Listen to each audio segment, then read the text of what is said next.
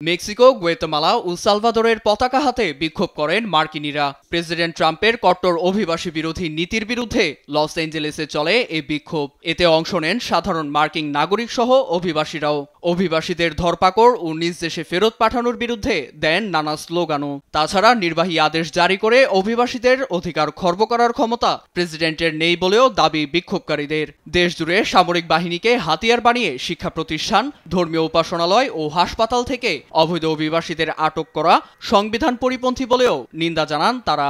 বার্তা সংস্থা রয়টার্স জানায়, এ সময় সড়কে বিক্ষোভকারীদের ঘিরে ফেলে আইনশৃঙ্খলা বাহিনী। তবে পিছু হটেননি তারা। একই দাবি নিয়ে ট্রাম্পের বিরুদ্ধে বিক্ষোভে উত্তাল শিকাগো। অভিবাসীদের ধরপাকড়ের তীব্র নিন্দা জানিয়ে ট্রাম্প টাওয়ারের সামনে অবস্থান নেন নাগরিকরা। তুলে ধরেন অভিবাসীদের অবদানের কথা।